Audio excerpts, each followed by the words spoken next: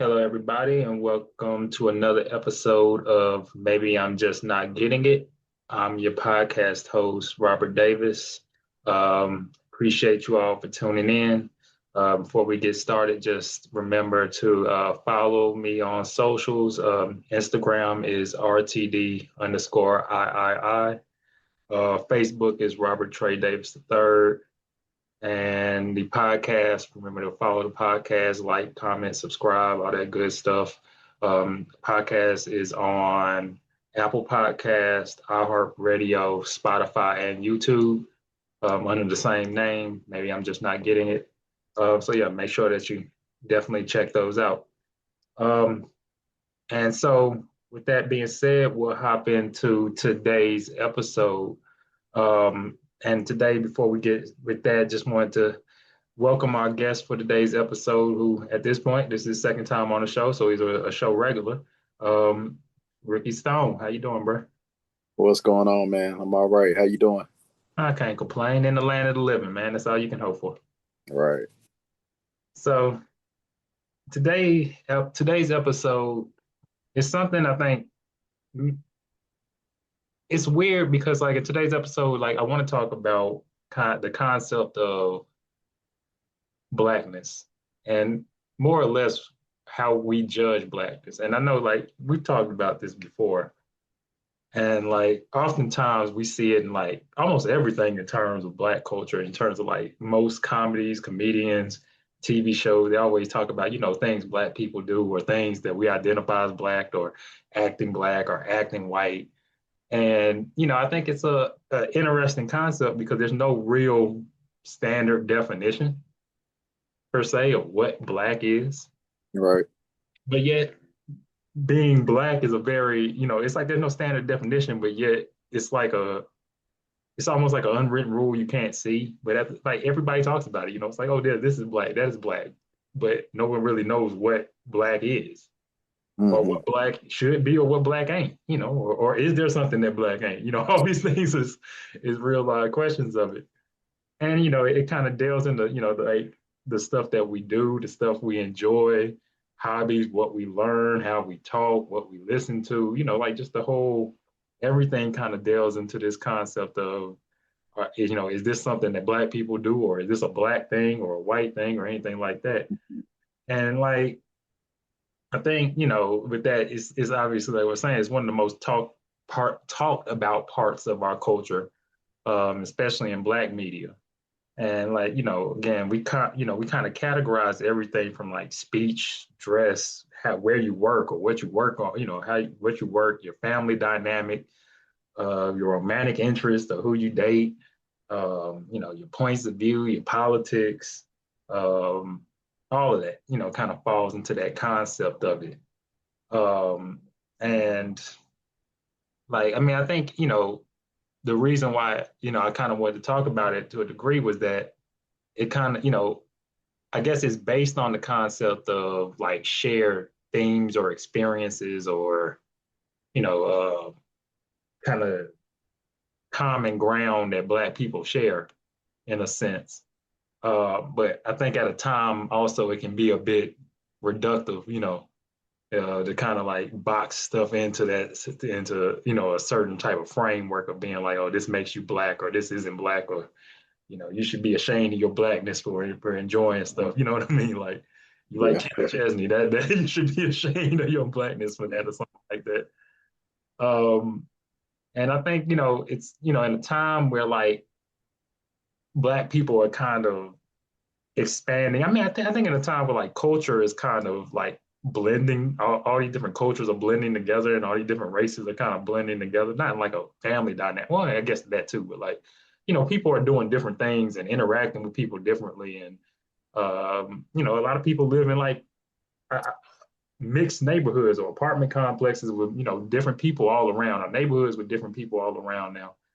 And I think, in that time where we kind of seeing like all these kind of cultures blend together, that I think the narrative of what black is changing. And, for better and for, I almost say for worse, but, it is changing to a degree. And so, I just think, that's kind of the crux of what I wanted to talk about today, I guess. All right. And so, like, I think, in terms of just why it matters, like, this kind of all comes from like this kind of historical, I guess this historical difference between races regarding, all of our characteristics and actions and shit and things like that. I mean, in terms of styles, our values, and just all across the board. I mean, I think, different races have different characteristics, obviously, like not in the sense of like the old type of like Jim Crow stuff where like all black people are like shucking and jiving and singing and dancing or nothing like that. But like, I think, generally you can you can say like, I mean, generally I think that's been the all stereotypes are kind of based upon some element of truth that, we all kind of have this different type of things going on, I guess. But we do, I guess, typecast different hobbies and characteristics and mannerisms and all that sort of stuff into kind of what is okay or not okay for black people to do, or what we believe black people should be doing or not should be doing. And again, I think that's just it can be reductive to our race and limiting to our race, to try to limit ourselves to certain things or certain ways of thinking, or even just certain elements of knowledge, like being like, oh, this is only something that white people think about, or this is, or doing that is a white type of thing to do, or stuff like that. And I think that that can be ultimately hurtful, which one of the reasons I think this conversation really kind of matters or is important in a sense. Um, and I mean, I think it's also important to kind of note that being black, I don't it's weird to say. I don't think being black is like a state of mind or personality type. Like to me, being black is truly like your skin color. Like I mean, like like I really think it is like your skin color is what makes you black. Like, and that's for better or for worse, right? Because like, um, what's the guy's name? Who's the black man that was running for Trump? Herman Cain. Herman Cain is a black. Well, I mean, it might be a bad example because he's dead now, but Herman Cain is a black man. Like regardless of whether I agree with what he does, or Tim Scott, or what's the dude from Michigan that just got caught with the like they're black men. Ron Moore. Yeah, yeah, like they're black men, like, and because of their skin color, because of just strictly that, like, Right. and regardless of how they carry themselves or how they conduct themselves or what their interests are, I think like a good example I think of is the Fresh Prince of Bel Air, right? Like Carlton and Will, like both of them are black men, regardless of how, because of that's their physical makeup. Hmm. And it doesn't matter if one is listening to Kenny Rogers and the other one is listening to Snoop Dogg or whatever. Like that's just the way it is. And I think oftentimes we try to think of being black as a state of mind or like a concept, or like even like the Kendrick Lamar Drake thing, I think is a good example of it. Like, but you have two guys that are very different in, their upbringings, very different in their, the neighborhoods or the environments that they were raised in, very different in probably the crowds that they hang around. But they are still two black men in the most general sense of the word. Right. And so I think that's, one of the things that when I say it's reductive, that we kind of got to get away from it, this concept of, oh, you're black, but you're not really black. You know what I mean? Like, I don't think there is no such thing as like, oh, you're really black or you're blacker than this person. Like, no, I mean, I can understand somebody being, somebody doing things that are atypical for what you might think, or what black people would enjoy, but that doesn't make them not black. You know what I mean? Or Right. how black people would think or anything like that, but it doesn't make them not black. Yeah, and I think to go along with what you're saying, like it's deep rooted because a sense of pride comes from a lot of that behavior and a lot of that stuff. Because even, just to take it back, I know you mentioned Jim Crow, but go back a little bit further, to like uh, slavery times, and then things that were picked up or things that were just left to Black Americans have come through, to the current age and day. Like eating what we call soul food and different things. And then, always looking at, light skin versus dark skin. So what you do and, your complexion plays into, how black you are and, what type of blackness you exhibit. So it's been a lot of things that have just been either drilled into us or just passed down from generations. And things that have been taught and talked about just seem to stay with us, and then we just continue to pass them down and on to one another and around, no matter how true or untrue or what, whatever they may be. So it's a lot of different things that Yeah, play into this topic that you brought up today. yeah, most definitely. And I think one of the things that I think is so interesting about this is that, like, I've always said, I think one of the reasons I get jealous of white people, and I hate to say it like this, but like one of the reasons I get jealous of white people is that they have the ability, I always say the ability of anonymity, but it's the ability to be whatever they want. Like you can be a preppy white person, you can be a dirty hippie white person, you can be a goth, you can be a white person that hangs around strictly black people, you can be whatever you want, but you're still white. Like you know what I mean? Like you're still Right. viewed as white. And I think that's so freeing. It's so freeing in a sense because like black people, I don't think we give each other that space. You know what I mean? Yeah. Like I think we are very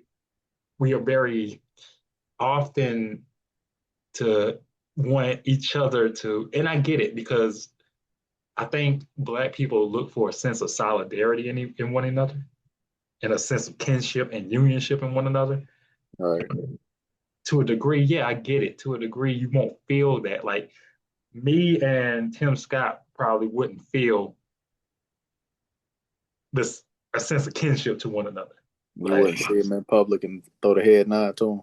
I mean, we might, but like he might do it the wrong way. He might be like,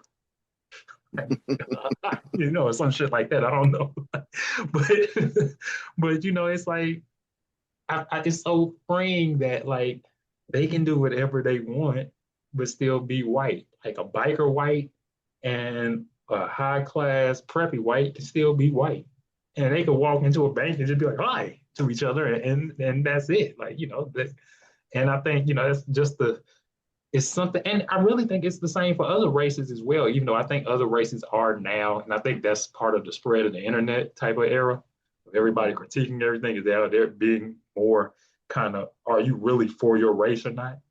The concept of being for the culture, like I think that's one of the most it's like I get it, and it's good to talk about, but it's still one of the more damaging things I think we got is this concept of being for the culture, like because I think there are black people that weren't raised quote unquote in the culture, and I don't think it makes them less black per se.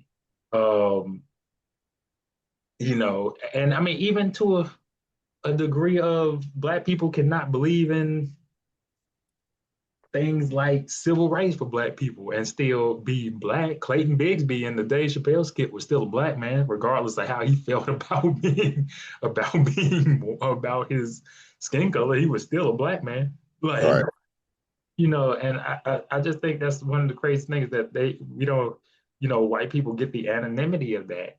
And like, I think as we become more expansive in a different culture, I talked about this, a few minutes ago, we become more expansive into different cultures and everybody's, especially with the internet where culture is so accessible by everyone. Like, you know what I mean? Like it's so accessible.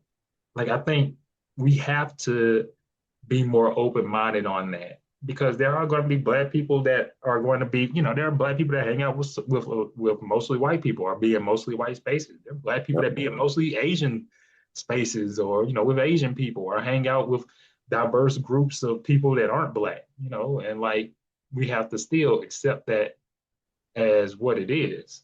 Um, and I think, the reason that's important is that, when we come to this, I guess, to this next generation of people, of children and young adults and whatever, you don't you want them to have that ability to kind of expand on what blackness is and not kind of fall into these stereotypes or these kind of limiting thoughts. I don't want, you know, like I have a cousin that plays hockey, for example, and played. He played Division 3. He coached.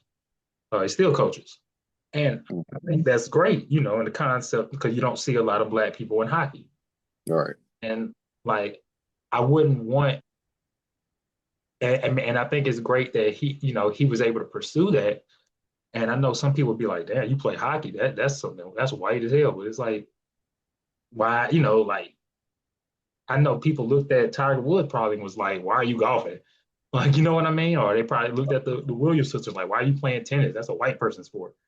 Mm-hmm. So, like, but if people don't have the open mindedness to expand into these realms, then we will stay into the thing of what all black people want to do is play basketball or football. Like, and we have to kind of break from that.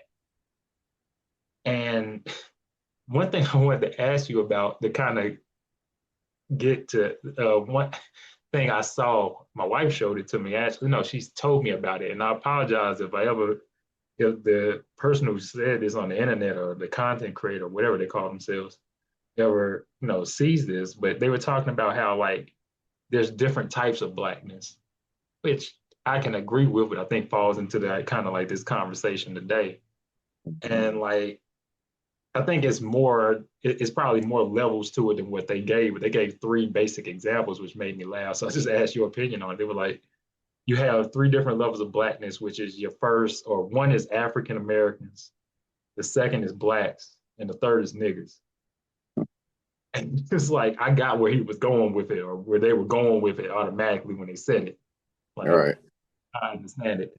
But even with that, I think that's part of like the conversation we're talking about. It's like, I mean, all of that is just black. Like, it's like, oh, it's different types of black. I mean, no, it's just black. Like you could, like it's the same thing I was talking about like with the white people. You can be whatever you want and still be black. And I think again, like when people we often make jokes about that, about oh no, like, yeah, that's African American compared to a nigga compared to a black person. Like that goes back to that level of trying to like define ourselves and categorize ourselves in ways that I think it kind of can be reductive at times. But yeah, it tickled me. So it tickled me because I could see exactly what they were talking about when they said it. Mm-hmm. Yeah, and then looking at that, like you said, there's no restrictions on mm, white people, maybe even other races, but as far as what you see and experience, we are in it, and then we're also looking from the outside in on other cultures, like you know, like are white people really going around and saying stuff like, "Oh, that's some cracker stuff," or "Oh, Yeah, that's some trailer park stuff." Like to your point, they're not really going that far. You know, it's more so, are they white or are they not white, or are they a minority or something? And that's more detrimental, I would think, than what yeah, we're talking about. Like, of course, this can be of some damage to us and to others, but when you look at what's going on with other things and other races, like this could be stopping you from getting a job, or you moving in a certain neighborhood or going to a certain school. More so like classism when it goes to other races, when we're just yeah, looking like, oh, they didn't do this growing up, or they don't listen to this, or they didn't see this movie, the black card conversation that always comes up. They don't eat this, a lot of things that we do in this. Oh, yeah, you not that black, or you not, something like that. And it just goes into such a broad spectrum of where you can classify different black people and where you can put them versus where they want to be, because you see people like OJ and Tiger Woods and people this, black isn't my identity, or black isn't what I want to be identified as or put into that group. I want to be me, regardless of how they feel and what they do. But most of us, because like you said, Tiger with golfing and the Williams sisters with playing tennis, you don't look at you know what they might have liked or what drew them to their interest. You look at their skin color, and a lot of people, especially children and young people, look up and go, they look like me, so I can do this too, or I can do something different, and I can feel that way because it's a black person instead of just, oh, there's a black person doing something other black people don't do. Yeah, I mean, I think to your point, it's inspiring. It's one of the time where like that racial kind of kinness is inspiring. It is inspiring to say, oh yeah, I see, black people in this field. I mean, it's even like having black teachers or going to a black dentist or a black doctor or a black attorney or seeing a black judge or it's like, oh, I see somebody that I can relate to or I have a kinship with or at least I see that looks like me. And it's like, oh, I see that I can do that too. Right. Man, it wasn't like, and not that they were limited to thinking, oh, being a doctor is some white person shit and not doing, you know what I mean? Like, and Mhm. not pursuing that. And like, I think it's many examples of kind of like the things that we judge each other on that I think are, interesting, especially in terms of how we kind of view this kind of concept of blackness. Like, for example, how we talk, I think is a big one. Um, because you always have the concept of people say, oh, well, somebody talks white compared to talking white or talking proper compared to talking black, and that can be seen as, I think some of the issue has always been is like people will say, oh, well, they're talking white, or the concept of talking proper was talking white, or the concept of enunciation was talking white, and like I think that's or even like the code switching thing. I hate when people's like, "Oh, you're code switching." Like, I don't think it's code switching just to talk. Like, "Oh, hi, how you doing?" Like, I don't think that's code.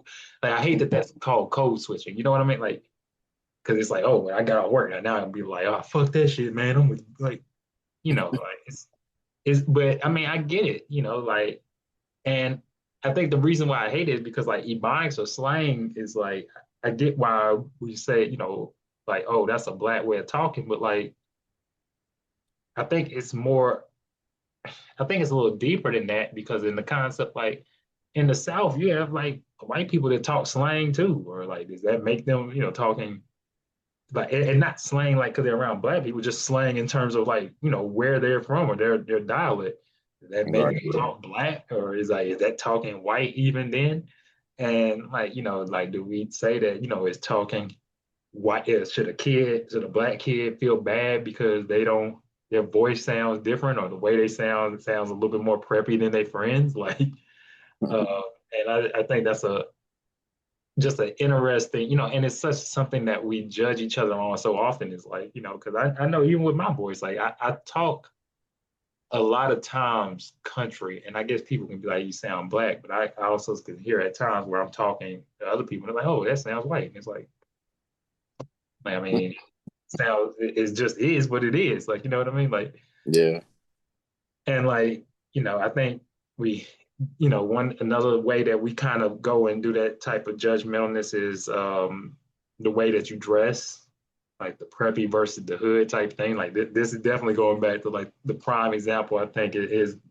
I go back to always like the Fresh Prince of Bel Air, like like the Carlton versus Will. I keep saying, like with the if you wear a polo with with the sweater draped over your shirt and everything like that, Hmm. dressing, or even like the what's the thing we were talking about the other day with the internet, the quarter zips, Hmm. like, And yeah, the quarter zips versus the Nike Tech, like he's like quarter zip versus Nike Tech, but like they sell Nike Tech in Nike stores. There are white people walking around in Nike Tech right now. exactly. They walk around in Nike Tech at a Cold Stone or some shit right now. Like, like does that make them white? I mean, did that make them look black because they got, like black people been wearing quarter zips for a long time. Like, Right. Yeah, this is nothing new. yeah, like so did that make them white just because you decide to put on a collared shirt? Like, I don't think so. Like black people wear collared shirts. And so like, like black people wear collared shirts. Black people could wear a sweater, a fashionable sweater. I think that like with the Cosby Show, that's why people got so fascinated with like Bill Cosby and the sweaters. It was like, oh, look at this, the sweater gang. You don't usually see black people wear like black people wear wool. They wear wool sweaters and stuff like that. Like uh, Right. it's silly in the sense of it, and like another way, one of the biggest ways we judge each other is music. I think like, and it's so many different ways with music that this goes, like because you can be a black person that listen to country and somebody like, oh, that you listen to white people music, or a black person that just listen to like pop or some shit like that, or you listen to Jonah. Because I know a friend of mine that listens to Jonas Brothers and Miley Cyrus and what's the Taylor Swift, and they listen to a lot of primarily white artists. And it's like, Mm-hmm. oh yeah, that. And I think, oh, they must, they act white. It's like, I mean, I don't think so. Just because they listen to primarily white artists, I mean, you can like just because I don't think that a white person is black because they listen to primarily black artists. Right. Um, but even with that, it can be, both within the genre itself. Like, you can like say, I hear oftentimes that people get judged like, oh, I listen to rap, but I listen to Tyler the Creator and Childish Gambino and shit like that. And it's like, oh, well, you listen to white people rap, or you don't listen to Jada Kiss, or you don't listen to the same Nas, or you don't listen to even like people like we would listen to now. Like you don't listen to the Game, or you don't listen to fucking Conway the Machine or some shit like like. Right. And it's just like, oh, does that make you white? Because or like not even that make you white, but like what is even the concept of judging that based upon? Like, like when a Childish Gambino become qualified as white rap, like or white person sounding rap, like and I think that's just, that's one of the ways that we kind of again try to put ourselves in a box and try to keep ourselves kind of closed in because like I think, like I appreciate seeing black people in expanding their musical range in the sense of like, even if I listen to it or not, like I can appreciate Darius Rucker being a black artist, I mean a black country artist, or Shabuzi, or I guess at this point Beyonce. Yeah. And I might not listen to it, but I can, appreciate it. I can appreciate SZA or Tyler the Creator being referred to as pop music. I might Mm. not listen to it all the time, but I can appreciate them, not just being like, oh, I gotta make rap and R&B and stay in this box because that's what black people are supposed to do. Right. And And then that's the yeah. Now go oh ahead. my man, I was just gonna say to touch back on your earlier point, like the whole code switching thing and you know what you look at as acceptable versus questionable, that can tie back into fighting or striving for acceptance from outsiders, the people that typically were the decision makers back in the day. You dress a certain way because you're going to the bank for a business loan or to get a personal loan or checking account, whatever you may do. Apply for a credit card, even the smallest things we don't think twice about now. Or, you might talk a certain way when you're trying to uh, look at a home or get an interview, you're doing a phone screening for a job application. It's a lot of stuff that, just become ingrained in us to do at this certain point. And, even if, something like you said, you don't think of it as code switching because, that's something that you do naturally. And a lot of people will say it's code switching because it's something that they're not privy to doing every day. It feels so out of the way for them. It's like, well, why are you doing this, or you're doing this to achieve such and so, but it's not really like that in every case. So some people know how to conduct themselves professionally, and some people don't have that degree of professionalism or that degree of, I don't want to say appropriativeness, or make up some crazy kind of word, but just to be, you know something that is, universal, just be a level of, I don't know the word I'm looking for, but just a level of, I I'm guess lost, that, but that, you that, know, that you know kind what I'm of trying to say. that kind of appropriateness. Just yeah. Yeah, yeah, just be something, or say something or behave in a way that's not, you know, going to get you looked at a certain way, because unfortunately a lot of people still do have thoughts about somebody, being in a lower class because of their skin color, or not being acceptable or qualified or able to be, or qualified to be somewhere because of their skin color. So when we look at that, it's kind of like double a double stab to us, because we're looked at that from outsiders, and then we have times where we're among our own in our own race, and they're looking at us like, oh, they're not black enough, or they're too black, whatever the case may be. Hmm. And it's just something that we got to look for on all sides versus just trying to protect ourselves from outside discrimination. We also have to look at how that affects us as well, especially younger people and, different situations, friend groups, co-workers, and things of the like. Yeah, most definitely. I mean, I think it's definitely that they say the call coming from inside the house. Like, I think when we are able to expand our own ability to see each other, regardless of, see each other as each other, regardless of what we're doing, then, that to your point, that kind of expansiveness, even that appropriateness kind of builds out. And like, we it's weird how many different ways to a point you made, like how expansive or how broad this topic is, because it's so many different ways that we go about, drawing these lines of, oh, what makes you black. I mean, it can be where you shop, like the grocery store you go to. It's like, oh, if somebody was like, oh, well, I go to Lowe's Food. Oh, you go shop at White Store. Like, okay, damn, like I didn't know it said Lowe's Food for the white people shop. Like, you know what I mean?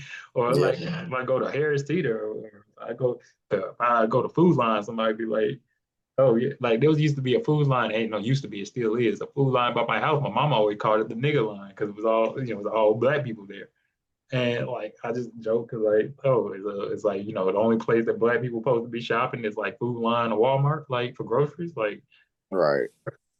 And I mean, and not even just grocery stores. It can be like the clothing store that you shop at. Like, oh, if you don't go, like, oh, you shopping at Macy's, or you at Kohl's, or you at a white store. So you know what I mean? Like, Yeah.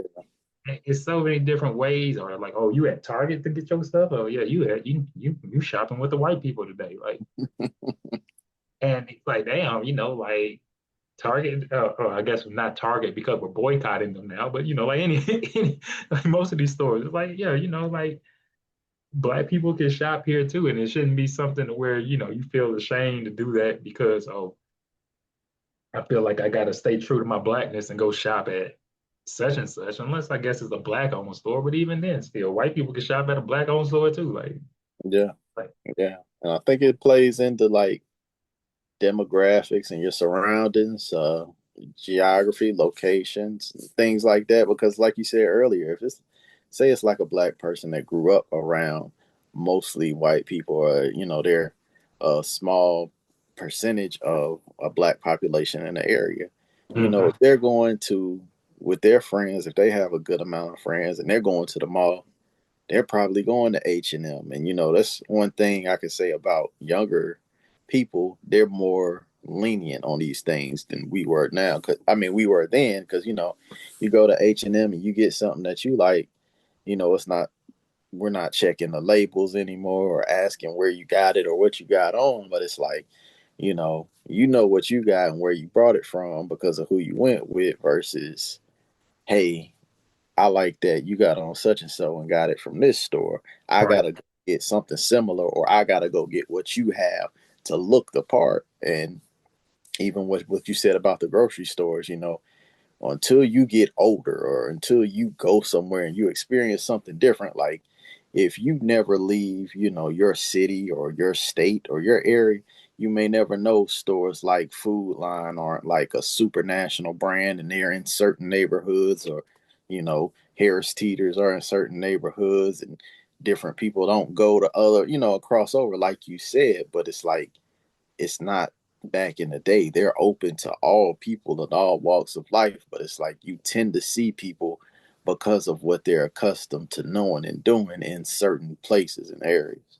yeah, definitely. I think, and to your point, I think you bring up a good one in terms of, I guess, expanding or visiting different locations oftentimes kind of show like, oh, I didn't, like I didn't know that. Yeah, I thought only black people shopped at Food Line, but like there may not be a Food Line in this particular area. It may be something different. It's like, oh, I didn't, black people may be shopping at this store that I thought was white, but that was where they shopped in this particular area, and it kind of like it opens your eyes to that. Right. And like, and one of the only things that I kind of judge, and this is wrong of me in terms of having this conversation, but like one of the only things I really judge black people on is their social views, not politics to a degree, I guess. Like, and I know I can't really because like I don't think like a black Republican is not black.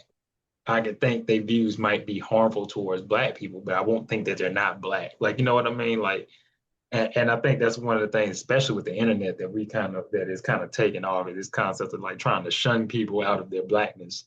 Oh no, you're not really black. And it's like, yeah, they are. They just not how you would hope they would be. Like, you know what I mean? Like, Right.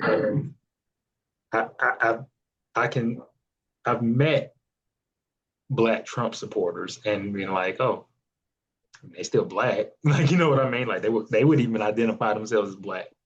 I might think, oh, that they might be silly or they might not be the best representation of themselves, but I can't say, oh, they're not really black because they support Trump, or they're not really black because they're a Republican, or not really black because they voted for this person and I didn't. What was the dude that ran for governor? Mark Robinson in North Carolina here.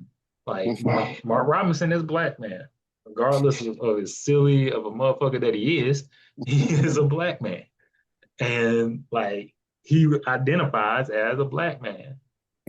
He might have harmful views about black people. He might be an idiot, but he is a black man. Like, and I can't make that, I can't sit there and try to like shun him out of his blackness, or to a point you made earlier, or try to take his black card away. Like you can't take somebody like the concept of a black card, like yeah, another made up thing. Like you can't take somebody's black card. Like he's black.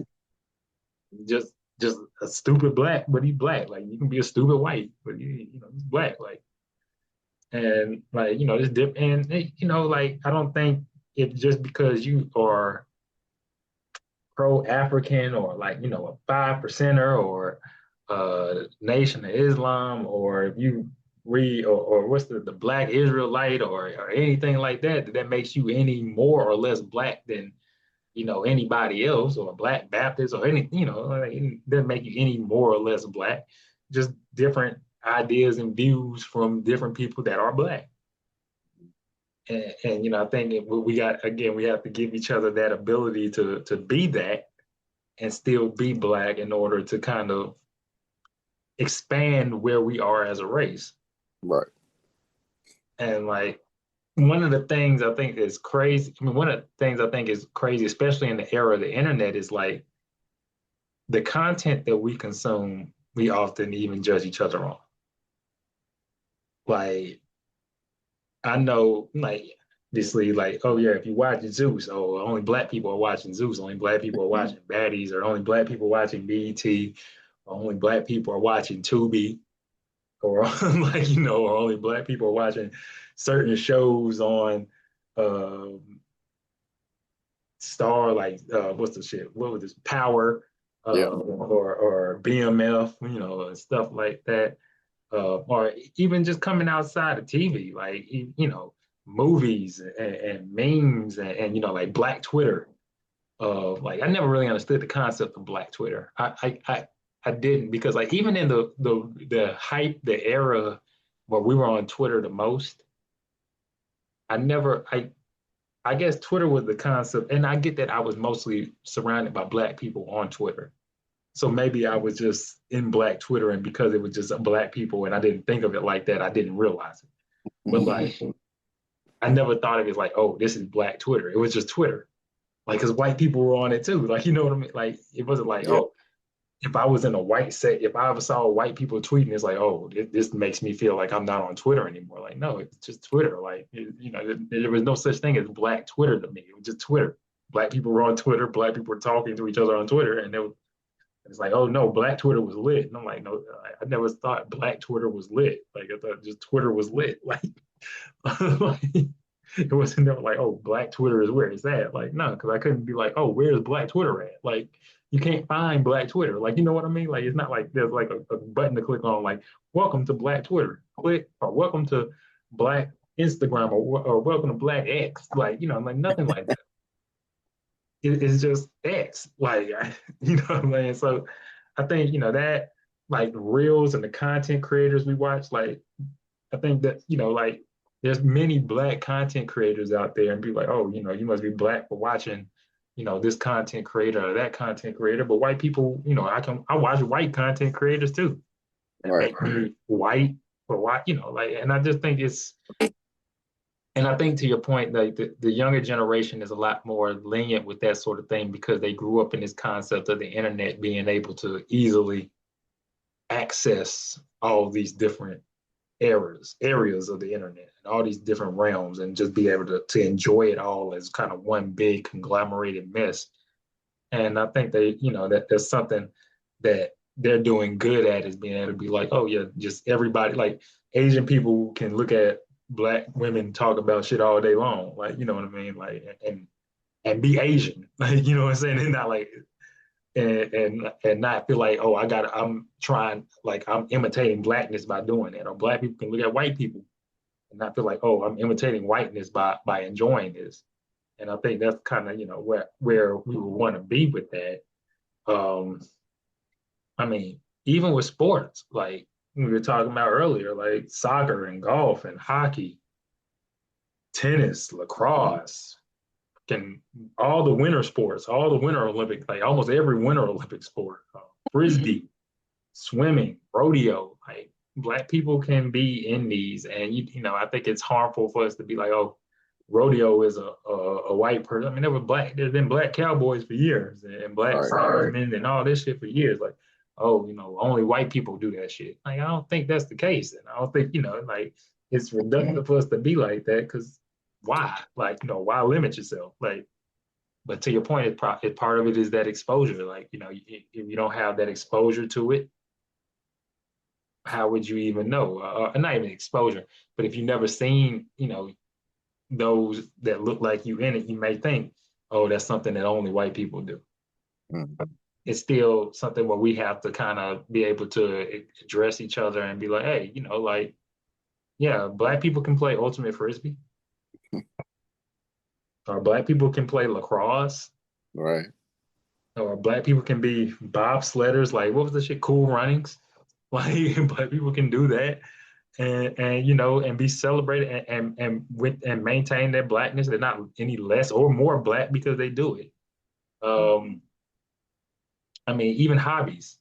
I think hobbies is the same as everything else. Like we oftentimes, I think this is one of the biggest things, but we often be like, oh, that's not a Black thing to do. Like, oh, you go camping? Oh yeah, that's not a thing Black people do.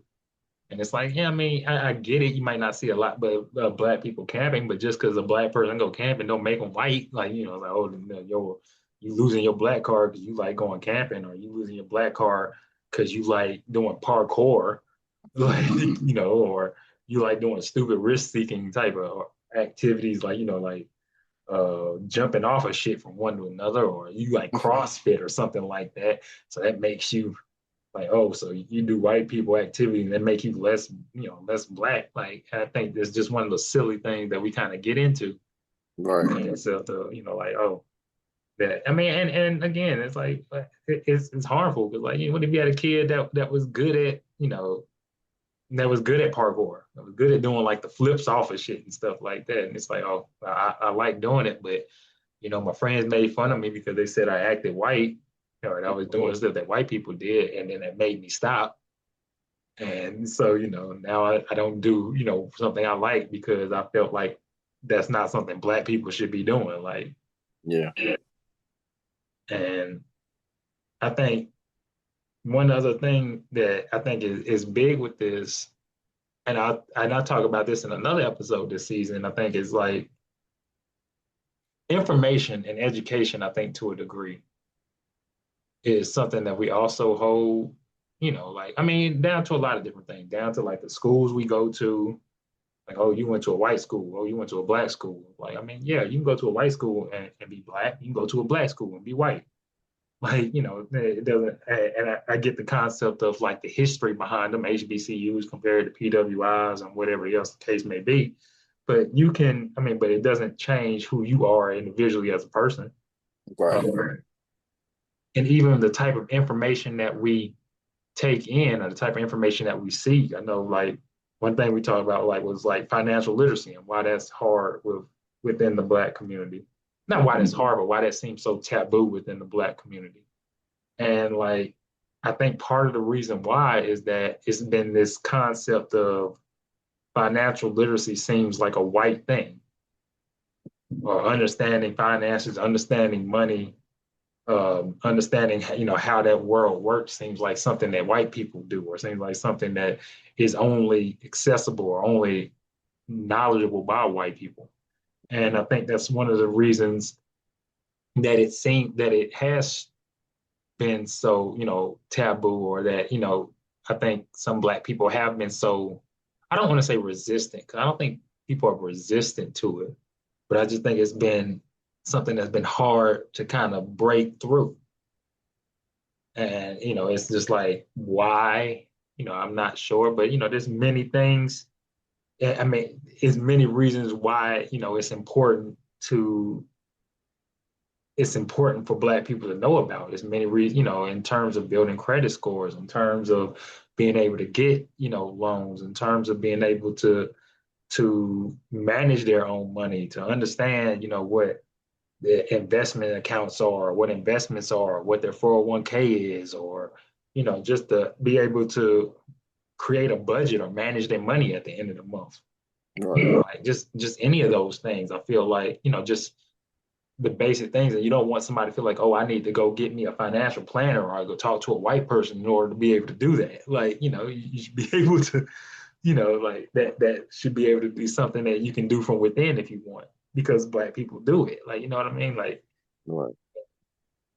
I think that's one of the bigger things, is that we have these concepts where even with that, where it's like, oh no, this seems to be a white era, a white realm of information, and if you are interested in, or too much about it, yeah, you're no longer acting black, which is Right. just silly, because like black people can know that, like um And I wanted to ask you why you brought it up, like conversely about, what we're talking about people being open to the culture and understanding, different things and being a little bit more lenient as the new generations come.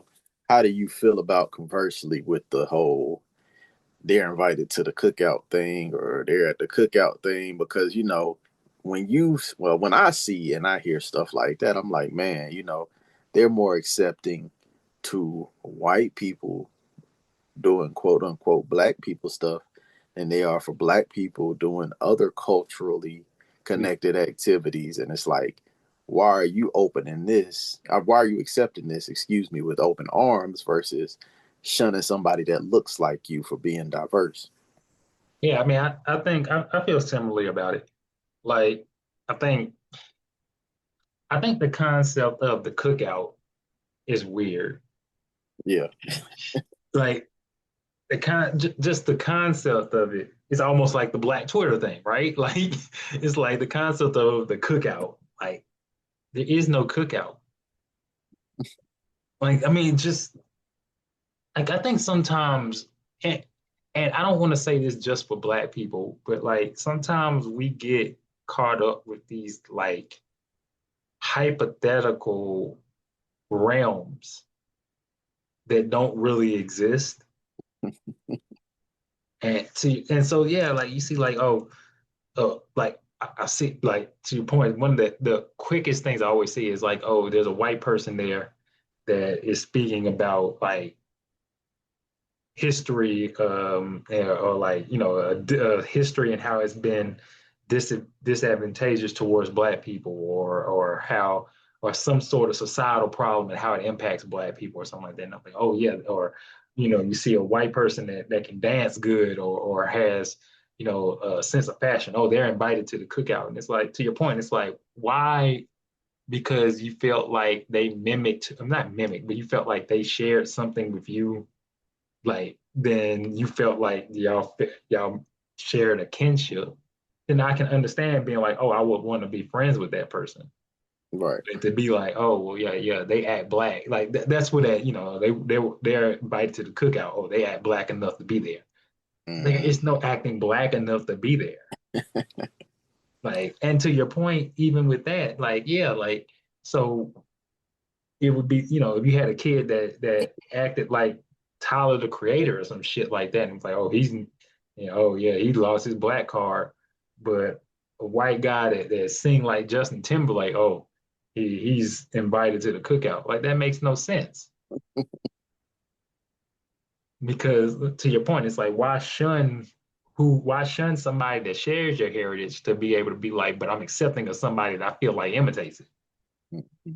And like it is a weird concept to for what is a hypothetical realm to begin with that doesn't even exist. Like, oh yeah, Right. the concept of the cook. Yeah, I mean that's a good point. Yeah, the concept of the cookout is silly because it's not real. Like, and I get it. It's like, oh yeah, they invited to the cookout, but they're not. It's like when white people be like, "Oh, I have a black friend, and they gave me the pass to say the N word." I mean, no, they didn't speak for all black people. Like, there is no black person that speaks for all black people. Black representative. There isn't. There isn't. I mean, it's just like I've never met one. Like, even God forbid, I hope this statement doesn't go the wrong way. Like, even back in civil rights time, right? Martin Luther King didn't speak for all black people. Like, and not to say that what he's saying that, obviously he's a black icon and he fought for black rights. But I'm sure there was somebody that was like, this nigga crazy. Like, I'm sure that, you know what I'm saying? I'm sure there is. Like, I just know that there had to be. And like, or somebody was like, I disagree with certain elements. Like, there's black people to this day that be calling Obama a coon. So I know somebody was saying that about, you know what I mean? Like, Right.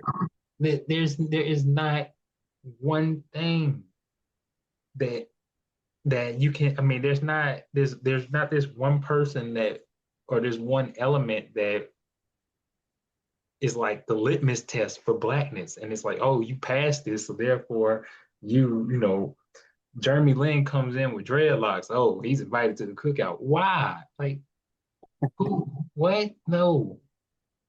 I mean, cool. Cool that he can be, cool and friends with black people. Yes, that's. I mean, in that regard, I'm glad that he has black friends and he can relate to black people. I'm not saying that that's a negative. It's Right. not. But no, there is no cookout to begin with to be like, oh, I mean, they're invited to. I think that to your point, it just creates this sense of, oh, I act good enough or I act black enough to be this, but there is no acting black. You just act, I mean, you're just a person doing like, because black people can be completely different and they're still black. I mean, and you kind of brought up like one of the concerns I had about it that we're one of the only races because we are one of the only races, like to the point of the cookout, I think is a great example of this. We're one of the only races that do this kind of excluding or including type of limitation on ourselves. And we base it on things that we think are not typical of our race for the most part, or, like, but we're like, this Hispanic people don't be like, oh, you're invited to the cookout or the quinceañera or whatever they would call, I mean, whatever their version would be, or Asian people don't be like, oh, you're invited to the cookout. White people don't be like, oh, you're invited to the cookout. Like I Right. never seen that I'm invited online. to the potluck. Yeah, you're invited to the potluck. Yeah. I've never seen that online where white people, well, you see a black person in a quarter zip talking real fancy and stuff. As white people will be sitting there commenting, like, they're invited to the potluck. They definitely can come bring the potato salad with the raisins. Like, they don't do that. But to your point, we're the only ones. You see a white person that that's cooking that might make cooking videos and they make a good soul food meal. Oh, they invited to the cookout. Like because they know soul food. Can soul food not just be an American cuisine at this point? Nah. Like, are you invited to the Asian cookout because you know how to make some lo mein? No, like you know what I mean. There is no Asian cookout. Black people have been making spaghetti since the dawn of time. I ain't never seen an Asian person be like, "Oh, they invited to the Asian restaurant." You know, I mean, to the Italian restaurant. Sorry, like I've never seen that. Never. But hey, that's and like I think it's weird because like some of the stereotypes we uphold to the point you brought this up earlier, like some of these stereotypes come from the that the concepts of derogatory type of ideas, stuff of like slavery and Jim Crow and shit like that. Where it's like, oh, do they dance good? Oh, well, then they invited to the cookout. Why? Because all black people got to dance good. All black people run high and dance well, and so therefore, they're invited to the cookout because of that. Like, Right. or therefore, yeah, they're black. I used to hate that when they talked about like Robin Thicke and Justin Timberlake. Oh, like, oh yeah, that's some, or even John B. Or what's the godly? Because it like the concept, even just bring it out more generally than them. The concept of the white R&B singer, I think is crazy because it's like not that there can't be white R&B singers, but it's always like, oh, I didn't think they sound black. And it's like, no, they just got a good voice, a different voice, a voice that sounds similar, a voice that sounds similar to something else. Because I can't even think of the white guy I'm thinking of right now from back in like the 80s or the 70s that was a soul singer. And it's like, You talking about Bobby Caldwell? yeah, Bobby Caldwell. There we go. There we go. Bobby Caldwell. And he ain't even the only one of that era. You know what I mean? Like, Right. and it's like, oh, I mean, you've had throughout history a repeated number of white guys that sung and sung primarily black. I remember they was it Nick Jonas? Or I think it was Nick Jonas that was singing at a black church one time. And Hmm. Justin Bieber also singing at a black church one time. And it's like, oh yeah, that he got a touch of black in him. So singing makes you black. Yeah, man. Like, and I get the concept of, oh, he can sing in songs that were made by black people and influenced black culture, but like white people have been making covers of black music for a long time. Some of it may sound white, but they have been, and I hate to say some of it may sound white, but they have been. Like in Undercover Brother with where they had like the covers of the music playing in the background. I forget what them people were singing. It was like the thong song. It was like the white the white cover of the thong song or something like that. Like like white people. I mean, you can do that. Like it's no problem now. And I think one of the things I give these young kids the kind of credit for is that they openly make fun of stuff like this. Like they always like they got memes. It's like this one song. I forget what it is. It's like where because like AI can do anything now, and it's like they call it like a beach picnic version of like certain songs or something like that. And it'll be like a black song where it sounds like a like a white person singing in like this jolly way or some shit like that. And it's like, yeah, I mean, like because white people can do that, like, Hmm. and a black person could do it too. It wouldn't make it less black or more black. It's just music at this point. Right. I think, like, or even the concept of, and I'd ask you this as somebody that is, very deep into the concept of the music analysis type of world, like white rappers. And I think oftentimes black people kind of put them on one side of the scale or the other. It's very much either, oh, they down for the culture or like they're a culture vulture type of thing. And Hmm. I hate the concept of culture vulture because I don't think there's such thing as really a culture vulture. I don't think.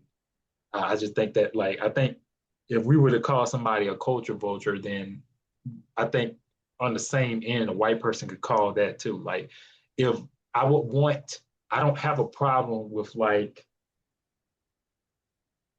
Post Malone being, being a hip hop artist just as much as I don't want white people to have a problem with Lil Nas X being a country artist.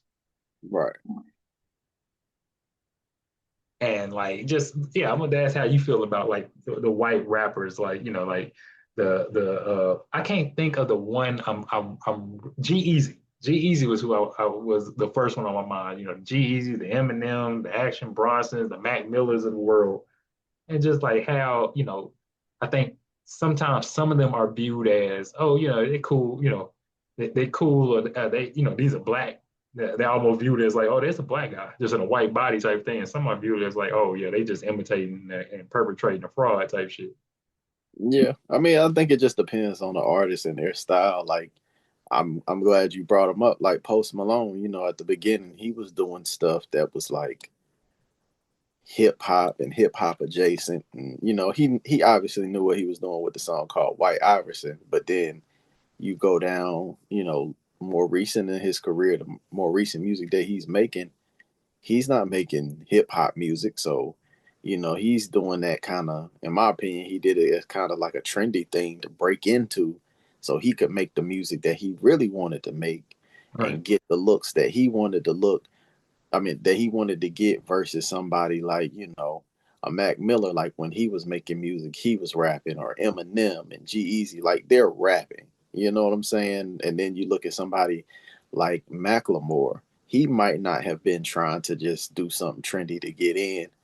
He, got a couple rap songs, and it might not be traditionally what you think of when you think of rap or hip hop, but it might be something that, you know, fell under that category, but it was something different, but it was what he wanted to make. So I think more so than just being able to rap, because anybody realistically can rap, but it's like what you look to bring or contribute to the culture when you make that type of music or you make that type of decision, Mhm. something like that. Most people are going to equate hip hop music or rapping with being black because that's who it originated from, really. Going over instrumentals and everything, but it's like, A, why are you making it?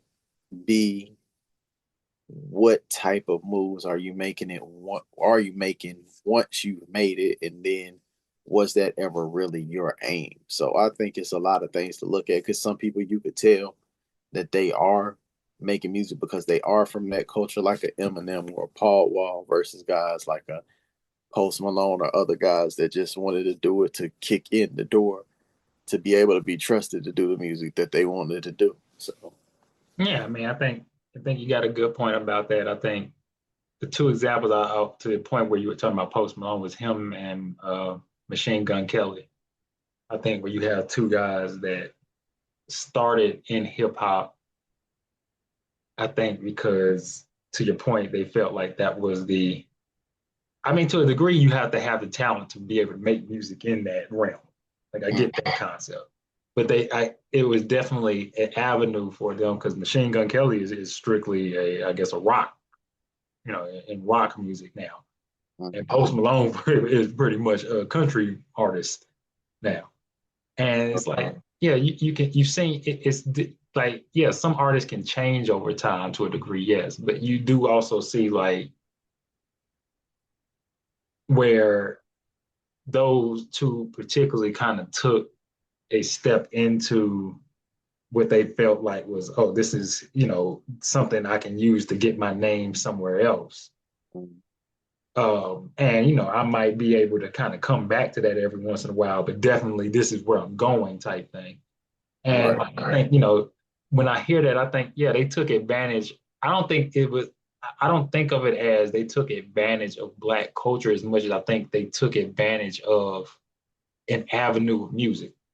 To your mm-hmm. point, when the avenue of music is traditionally a Black one, yes, I get that as well. But, like, and I say this all the time, like, equality is the ability for that shit to swing both ways. Like Tyler the Creator started in rap and he makes a lot of pop music now. And like, or even Big X the Plug just did a whole country album.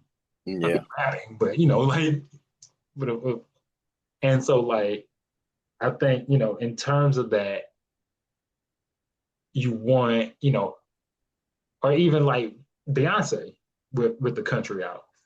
Mm. And like I want that to be accepted for what it is. And if Beyonce just said, I'm gonna be a country artist now and just do straight country music, then I'm sure to the point where like the white people still raising hell about that now, but like I would want it to be accepted in the same way that I have to accept, like, oh yeah, I mean, I was never like an really big fan of Machine Gun Kelly. I did kind of like Post Malone's rap.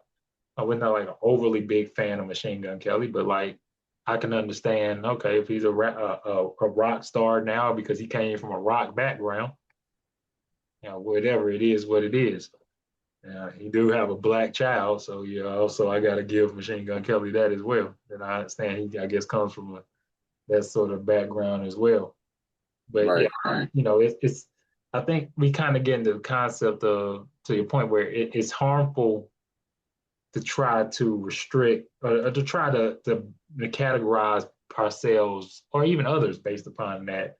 And like, I hate the question I've asked you is that I hate the concept that we've been. I mean that I see a lot about like the culture vulture or the gentrification type of thing, or like the oh, you don't belong in this sort of brand of music. The reason I hate it is not because I don't think that argument doesn't have a bit of relevance. I think it does. Like I think, all concepts, whether I agree with it or not, come from an element of truth. Like, you know what I mean? Like, because the point you just brought, like, yeah, I mean, like, but hip hop is a black form of music in terms of its origin. Or even Elvis, like, it's like Elvis got what from Chuck Berry. So it's like, oh yeah, you took rock and roll came from a black state, a black point of a black concept of music, and you took it and came with it in a bit of a more gentrified state, which white people found to be a little bit more accepting. Right. And it's like, yeah, I get that. But at the same time, I think in today's culture, we've kind of overdone the concept of trying to define that. Because I remember looking at a video, and this was maybe a few years ago, where this girl was saying, "Oh, Bruno Mars shouldn't be making R&B music and because he's a gentrification of R&B music, or he's stealing black ideas." And it's like, but Bruno Mars is what, Philippine or something like that, Right. and grew up listening to like Stevie Wonder and all. Like he grew up with this music. Exactly. Like this is his culture. Like just because he's not black, but this is his culture. So who are we to try to define who he should be, you know outside of that? Right. And I think that's where it kind of like I feel like it kind of goes overboard in this type of sense. And like I think one of the other concerns we have is that, I mean, back to like the cookout thing, is that being black is subjective and it's fluid. Like you can be black and like one thing today and not like it tomorrow. Like and still be black. Like I can be black and like Big Crit and still tomorrow be like, man, I think I'll turn that off and go listen to something else. I go listen to Fabulous today or something. You know what I mean? Like still Yeah. be black. Like, like it's not or you can be black and be like, oh, I like Post Malone, and then be black and be like, oh, nah, that shit lame to me now. I'm gonna go listen to something else. But still be, black within that. And I think, it's the concept of it's all fluid and it's all subjective, which goes back to the thing of, I think, which kind of pisses me off about the internet with like the content creators or the black cookout, the cookout or black X Twitter, whatever, is the Hmm. concept that nobody speaks for all black people. And nobody speaks for the culture. You know what I mean? Like, oh, they're not for the culture. That's one thing I kind of hated about the Kendrick and Drake type of thing, but that they were like, oh, like, oh, Drake isn't for the culture. Oh, Kendrick is overdoing it for the culture, or he thinks he's better than most black people, or he's an overly type of black. And it's like, no, I mean, these are just two different types of black men. Right. Like, and no, neither one of them speak for all black people. Neither one of them is the definition, or even J. Cole. And none of these are the definition of what all black people should be like, or how all black people should act, or how all black people should see themselves. Exactly. It's just, like and it becomes it just becomes a kind of a petty type of argument, but and that no one knows because no one can define it. Mhm. And I think, it, and you kind of spoke about this a little bit, it leads into these kind of further issues and biases that we have, and it kind of fuels them to a degree. Like, like your colorism, I think that's a big one. That the kind of the blackness kind of the blackness debate feels in, because we can get on the internet now. Oh, light skinned niggas act like this. Light skinned niggas do this. Light skinned niggas do that. Dark skinned niggas do this. Dark skinned niggas do that. And I will never forget, what was the episode of Girlfriends where Tony was like, who does somebody called her a skillet baby or something like that? Like, and she was no, and she was still holding on to pain from that. And because it's like, yeah, like I don't, to define each other based upon our color, our skin color, and be like, oh yeah, light skinned niggas act like this. That's a light skinned nigga thing to do, or that's a dark skinned nigga thing to do. It's a very, I think that comes back to that. It stems from that idea of trying to define blackness. You know, Definitely. yeah, classism. Just the kind of or I think classism definitely, because some people can just be like, oh, I do this because I came from a different class or the economic ability to be able to do that. Like, oh, I went to summer camp growing up. Oh, hey, you did some white people shit. I mean, no, it's just, like they went to summer camp. Man. Their parents had, sent them, had the money to send them to summer camp that weekend, that time or something like that. Exactly. Or, just the closed mindedness of just, oh, you was able to participate in a certain thing, or oh, you had a certain experience that I did. Had a friend that had a birthday a few years ago at a cabin, and it's like, oh, that's some shit white people do. It's like, I mean, so black people that can't go to a cabin now, that's white, like Oh, they can't go, man. nah, man. Black people can't get mauled by a bear just the same as a white person can. That bear don't care if you white or black. That bear just see you as a human. Exactly right. And it's just like some of the setbacks and the barriers that we encounter as a race, it can be contributed to those sort of stereotypes that we got to try to break away from. Like, oh, you don't eat fried chicken, you can't be black. Plenty of black people that don't eat fried chicken. Right. Like, it doesn't make them any more or less black. Like, oh, you don't know how to fry fish, you can't be black. Like, there's plenty of black people that don't eat. I wouldn't know how to fry fish. Oh, Exactly. or even like, and I truly can appreciate. Like, I watch a lot of, this means it's one. I forget the name of a podcast. It's three guys, and it's like one dresses up like he don't dress up, but he wears like the fake mustache like Steve Harvey. And they do like this black family feud thing. Hmm. Oh, we had 25 black people, and I think that's hilarious because it's black people sharing, like it's based on common experiences. But Right. we take it, we take it to the extreme of being like, oh, you never woke up in the morning with gospel music or R&B music playing and had to start cleaning up at 10 a.m. You ain't really black. I mean, I understand the concept of people having, similar experiences, but damn, like white people were turning music on and cleaning to it too. Like Yeah. they, like they definitely were. And like, I just think yeah, we just get into this concept of like trying to define. And I think like when we share, like especially when we talk about like, oh, black people can share a memory, it doesn't mean that, oh, all black people have to have that same memory in order to be black, essentially. Right. But like to conclude it, like there's no specific way, I guess, to be black, and there's no singular definition. And I think like if there was anybody, that was watching this, and like the one thing I want to take away was that you can do whatever you want and still be black. If you're black, you can do whatever you want and you're still going to be viewed as being black. Hmm.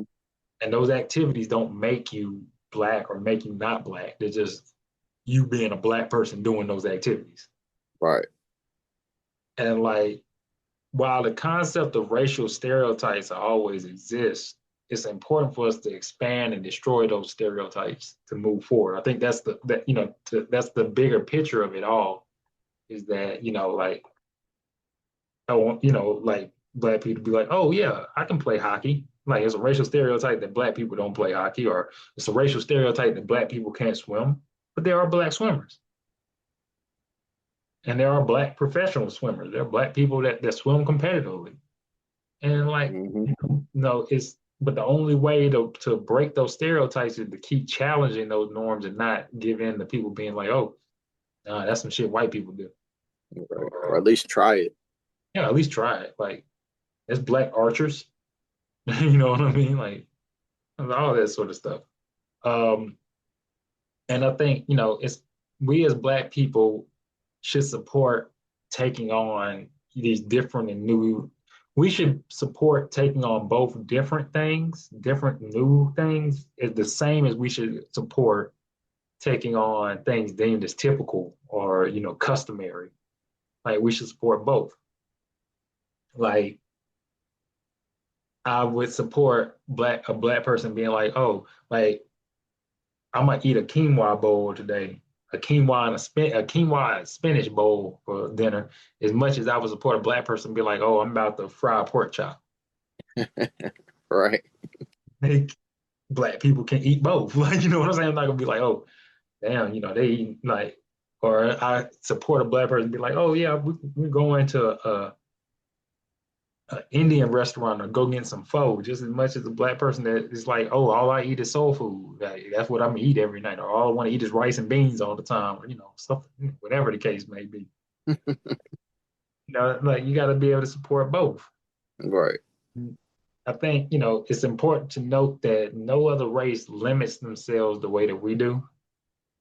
I truly think that, and maybe I'm wrong. Maybe somebody will tell me one day, I'm Hispanic, and we really be on, we really classify that Hispanic people only do X, Y, Z, or I'm Asian and only, or I'm Native American and, we only do X, Y, Z, or, we only approve of each other doing X, Y, Z. But I don't, maybe because I'm black and like I don't think most of my social media experience is curtailed to black people because I see a lot of different races on it. But maybe, I just don't have the outreach that other races would have into their own, genre, their own subsection. But I don't see other races really curtailing themselves as much. And if they do, I think it's a newer thing. Like when I see a Hispanic person, I forget I hate that I talk about creators and stuff, and I never remember who they are in a moment to be like, oh, this particular person. Like there was this Hispanic creator I was looking at, and they were like, oh, I hate, it's like, oh, this is how you can describe a self-hating Latino. And I'm like, are they really self-hating, or are they just doing something different that you don't, view as something a Latino would do that still would qualify them as being Latino, like make them self. Starting to spread. Yeah, we're spreading. Yeah, it's spreading, bro. We're starting to impact other ones, other races. That seems to be the case. Yeah, man. And like the last thing that I wanted to end with is just saying that like black is beautiful in this in every sense of the word. It's beautiful and it's excellent in every sense of it, in all forms and fashions that it comes in. And no matter how much I agree or disagree with it, it is. I can say, oh, I might not agree with a black Trump supporter, but I can respect the fact that they're still a black person. And I Hmm. would be like, oh, they're not black because they support Trump, because that makes no sense to me. Like though, like when Trump had black people at his rallies and stuff like that, and they got like all their black for Trump shirt or whatever. And like even with the Herman Cain one, I'm coming back to him like that video where it was like them what was like 8 of them or something like that was at that rally. And Hmm. man, they a group of black people, like and like like black people can be at Trump rallies too. Black people can do that too. Black people we black people reserve the right to do stupid shit just as much as anybody else. Like, Yep. and so yeah, that's just in my opinion that like black is beautiful and it's excellent in all forms and fashions, and we should just never forget that it's in all forms and fashion that it comes in. Definitely. Well, I appreciate you, man. This is, Thanks for having me again, man. no problem, man. Just it's the maybe I'm just not getting it podcast. I appreciate everybody for tuning in. Again, follow it on social media. Follow the show. Again, it's on Apple Podcasts, iHeartRadio, Spotify, and YouTube. I appreciate everybody. Like I said, follow on social media, RTD_III on Instagram, Robert Trey Davis on Facebook. And I'll see y'all next week on the next episode. All right. Thank y'all. Peace.